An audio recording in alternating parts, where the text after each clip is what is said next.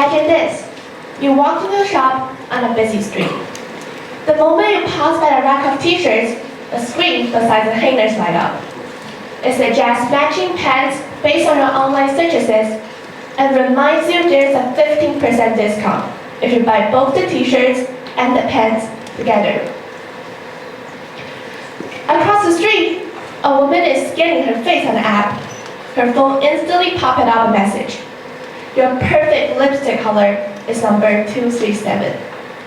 Meanwhile, a label on the shelf flashed, warning her that there was only 3 left in stock. This isn't a scene from a science fiction movie or a fantasy animated film. This is the new reality of offline retail, where AI is bridging up the gap between AI and data and human interactions. For decades, physical stores relies on intuition, where salespeople recommend products to customers based on the trend, seasons, or for communications. But today, AI is transforming this intuition into something far more powerful. A shared language between technology and humanity, where every glance, every pause, and every purchase history becomes a clue to crafting a shopping experience. But why does it matter? And why do we need to understand those concepts? And how does it impact our daily lives?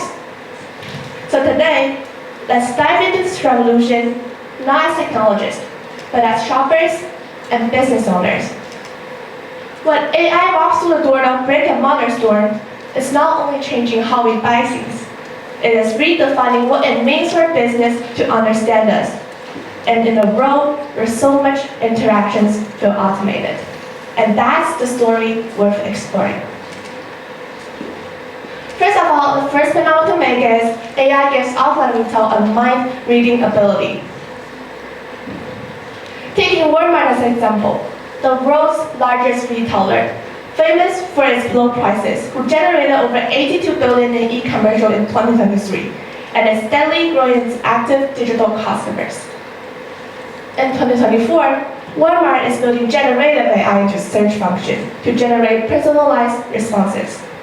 So the customers can get answers to specific questions immediately and receive personalized product suggestions. For example, a parent is planning a birthday party for her daughter, who loves Peppa Pig. Yeah, even though it sounds really weird, but yeah, Peppa Pig. So, however, instead of multiple searches online like Peppa Pig from balloons, napkins, or birthday cakes, the parent can simply ask AI the question, please help me plan a Peppa Pig themed birthday party for my daughter. And then a list of goods just pops up, which basically does everything for the parents. They only need to select the things that they need and purchase them. As a result, with the intervention of AI, it makes more efficient shopping experience by having the ability to read consumers' mind and letting the product to voice themselves, not only to sell, but also to understand your needs. The second point I want to make is AI shifts operations from experience-based to data-driven. When it comes to a stage in the business operation, it can, through AI analysis, it can minimize the errors calculated by humans and shift these operation processes from experience-based to data-driven. Sometimes in summer, when we enter a clothing shop, we can still see winter jackets selling on the hangers with a huge discount provided. However, even if 15% off is offered, many people still not buy those clothes because they do not wear fluffy jackets with animal furs in hot summer. It's too hot. And this could be caused by the poor seasoning forecasting or failure to predict the demand for specific goods, causing a surplus. Overstock and out of stock cost retailers $1.1 trillion globally in loss of revenue. However, with the intervention of AI models like Amazon did, it has dynamic pricing strategies to adjust their prices in real time based on the market trends and competitors' pricing. For instance, during the last 2 hours of yoga expiration, the prices may be discounted by 30% to reduce waste and to encourage sales.